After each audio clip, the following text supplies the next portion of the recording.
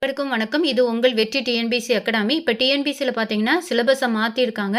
இந்த புது சிலபஸில் தமிழோட வெயிட்டேஜை குறைச்சிருக்காங்க. இதில் 80% வந்து இலக்கணம் தான் இருக்குது. இது படிக்கிறது ரொம்ப ஈஸியாக இருக்கும், ஆனால் கவனமாக படிக்கணும்.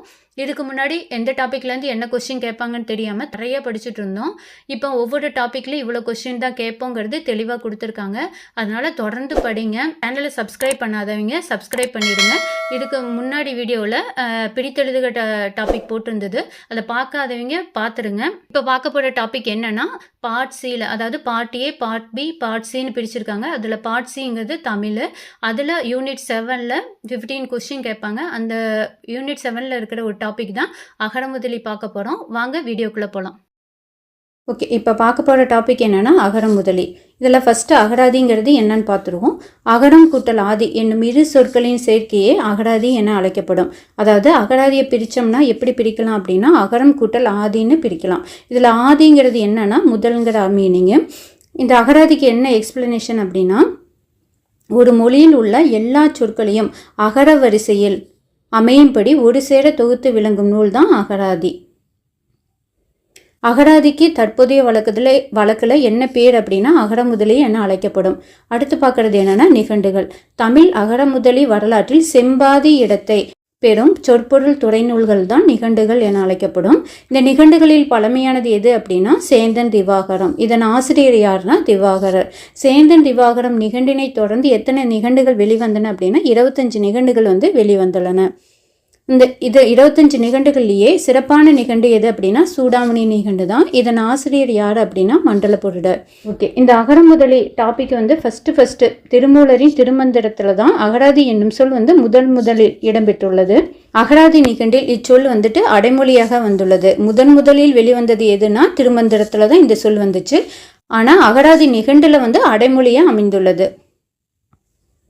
அகரமுதலிகள் தோன்றுவதற்கு திருப்பு முனையாக அமைந்தது அகராதி நிகண்டு தான். அகரமுதலிகள் தோன்றுவதற்கு திருப்பு முனையாக இருந்தது எது அப்படின்னா அகராதி நிகண்டு தான்.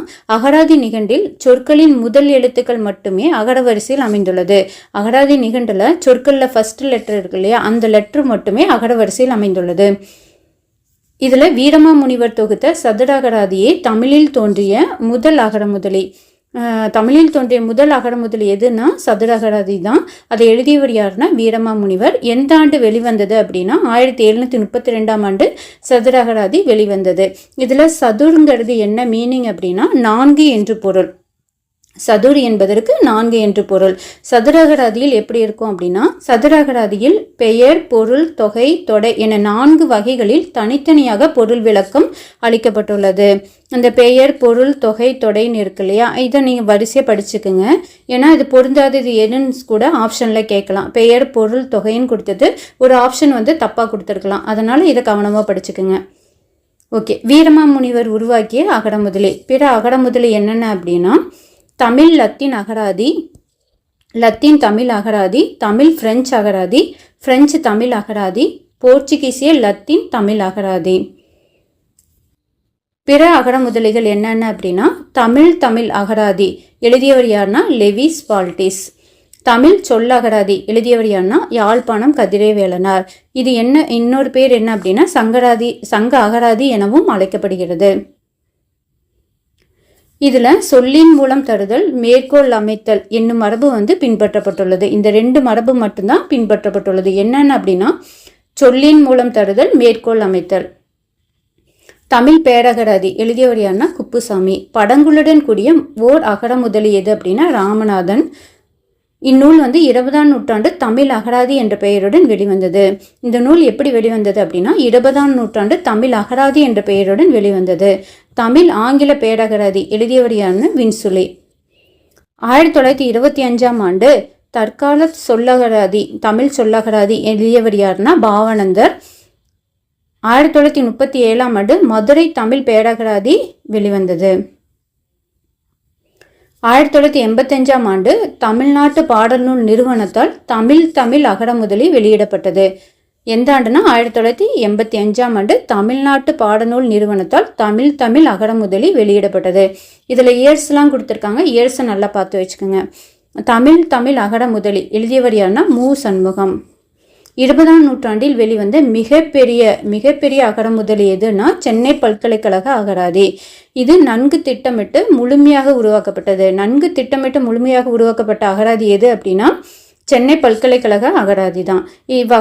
இவ்வகரமுதலி தமிழ் லெக்சிகன் என்ற பெயரில் 6 தொகுதியாக வெளியிடப்பட்டது. என்ன பெயரில் வந்ததுன்னா தமிழ் லெக்சிகன் பெயரில் 6 தொகுதியாக வெளியிடப்பட்டது.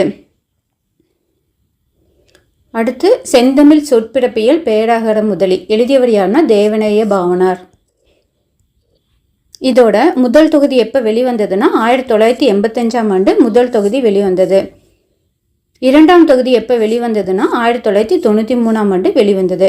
படங்களை தந்த 2வது அகரமுதலி எது அப்படின்னா செந்தமிழ் சொற்பிறப்பியல் அகரமுதலி தான். எழுதியவர் யாருன்னா தேவநேய பாவனார். அடுத்து பார்க்குறது என்னென்னா கலைக்களஞ்சியம். பெயர்கள், கதைகள், வரலாறுகள், பழக்க வழக்கங்கள் முதலியவற்றை தெரிந்து கொள்ள கலைக்களஞ்சியங்கள் உதவுகின்றன. எதுக்கெல்லாம் உதவுகிறது அப்படின்னா பெயர்கள், கதைகள், வரலாறுகள், பழக்க வழக்கங்கள் இதெல்லாம் அறிஞ்சுக்கிறதுக்கு உதவுறது எது அப்படின்னா கலைக்களஞ்சியங்கள் தான். கலைக்களஞ்சியத்தில் அடுத்து பார்க்குறது அபிதான கோஷம். தமிழ் கலைக்களஞ்சியங்களின் முன்னோடி எது அப்படின்னா அபிதான கோஷம் தான். இதில் என்ன இருக்கும் அப்படின்னா இலக்கிய புராண இதிகாச செய்திகளை கொண்டு இலக்கிய களஞ்சியமாக திகழ்வது எதுனா அபிதான கோஷம். இலக்கிய களஞ்சியம் அப்படின்னா அபிதான கோஷம் தான். இதில் என்ன இருக்கும் அப்படின்னா இலக்கிய புராண இதிகாச செய்திகளே இருக்கும். இது எந்த ஆண்டு வெளிவந்ததுன்னா 1902ஆம் ஆண்டு வெளிவந்தது. அடுத்து பார்க்கறது அபிதான சிந்தாமணி. இலக்கிய செய்திகளோடு அறிவியல் துறை பொருட்களையும் முதலாக சேர்த்து விளக்கம் தந்தது எதுனா அபிதான சிந்தாமணி. இது எந்த ஆண்டு வெளிவந்ததுன்னா 1934ஆம் ஆண்டு வெளிவந்தது. தொகுத்து வெளியிட்டவர் யாருன்னா சிங்காரவேலனார்.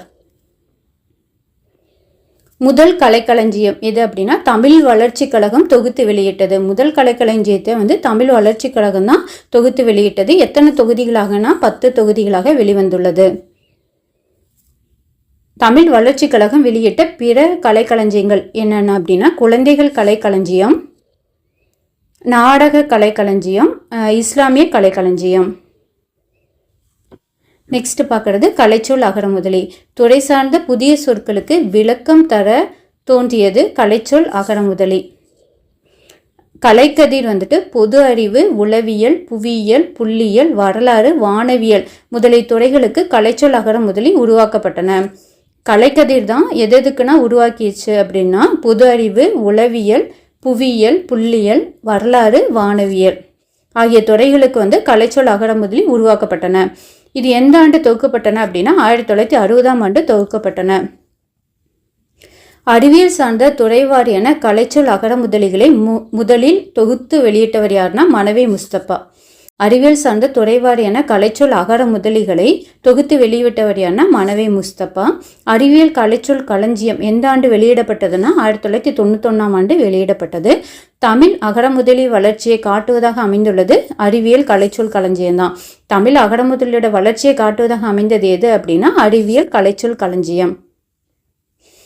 ஓகே, அகரமுதலி ஒன்றை நாளும் படித்து வருவாய், நிகரில்லாத சொற்கள் நினைவில் நன்கு பெறுவாய். இதை சொன்னவர் யாருன்னா பாரதிதாசன். ஓகே, நெக்ஸ்ட் பார்க்கறது என்னன்னா book back question. First question, நிகண்டுகளில் பழமையானது சேந்தன் திவாகரம். இதை எழுதியவர் யாருன்னா திவாகரர். செகண்ட் கொஸ்டின், அகராதி என்னும் சொல் முதலில் இடம்பெற்ற நூல் திருமந்திரம். திருமந்திரம் எழுதியவர் திருமூலர். தேர்ட் கொஸ்டின், தமிழில் தோன்றிய முதல் அகரமுதலி எது அப்படின்னா சதுர அகராதி. எழுதியவர் வீரமாமுனிவர். ஃபோர்த் கொஸ்டின், 20ஆம் நூற்றாண்டில் வெளிவந்த மிகப்பெரிய அகரமுதலி சென்னை பல்கலைக்கழக அகரமுதலி. ஃபிஃப்த் கொஸ்டின், செந்தமிழ் சொற்பிறப்பியல் அகரமுதலி உருவாக்கியவர் யாருன்னா தேவநேய பாவனார். அபிதான சிந்தாமணியை வெளியிட்டவர் சிங்காரவேலனார். ஓகே, இதோட அகரமுதலி டாபிக் முடிஞ்சிருச்சு. நம்ம சேனலை சப்ஸ்கிரைப் பண்ணாதீங்க, சப்ஸ்கிரைப் பண்ணிடுங்க.